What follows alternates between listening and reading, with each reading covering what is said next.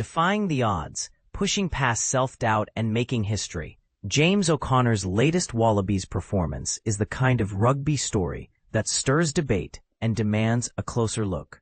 Saturday's electrifying comeback against South Africa in Johannesburg wasn't just another win for Australia.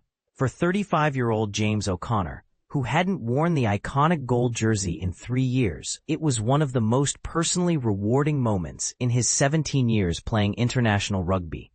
Called up at fly half for the Rugby Championship opener due to Tom Lynagh's absence, O'Connor found himself thrust back into the spotlight at Ellis Park, a venue the Wallabies hadn't conquered in 62 long years. Here's where it gets controversial. After the Wallabies found themselves trailing by 22 points just 20 minutes into the match, most teams would have crumbled. But O'Connor anchored a remarkable surge that saw Australia overturn a massive deficit and finish 38-22 over the reigning world champions, a turnaround that will go down in rugby history. If you're not familiar with O'Connor's journey, you should know he debuted as a teenage sensation back in 2008. Fast forward to today, and he openly admitted in an honest post-match press conference that he was racked with doubts before kickoff. Not gonna lie, he confessed, I showed up to training and was genuinely asking myself if I was out of my depth. The pace and intensity of the squad were on another level. To give context, O'Connor's recent role in the team had mostly been coming on as a substitute, closing out games rather than starting them.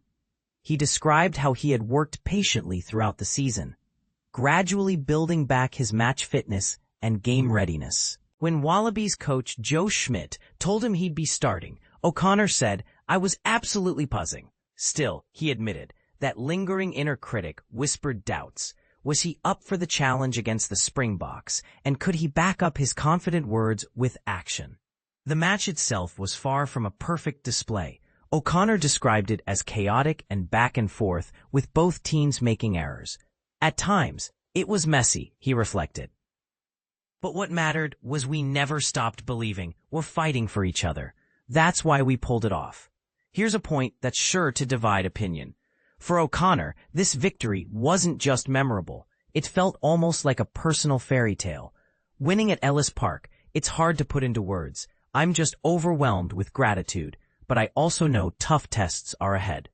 Adding another layer to the debate, O'Connor didn't dismiss the possibility of playing through to the 2027 Rugby World Cup when he'll be 37. On the one hand, he recognizes the value experienced players provide to the team. On the other, he confessed that motivation can be a constant balancing act. One side wants to take things week by week, the other still craves those big goals like another World Cup. As soon as I don't have something to aim for, that's when I'll know it's time. And this is the part most people miss. O'Connor isn't rushing to make grand pronouncements about his future based on one game. He acknowledges his performance still has room to grow. I've only just started. Let's see where a few more games take me. Australia's next test comes quickly as they face South Africa again in Cape Town on Sunday, August 24th. But what do you think? Can veteran players truly reinvent themselves and make the same impact as when they were young? Or is rugby destined to be a young man's game? Should national teams gamble on experience or focus on untested talent? Let us know your thoughts below. Does O'Connor's story inspire you, or do you think it's time to look forward, not back?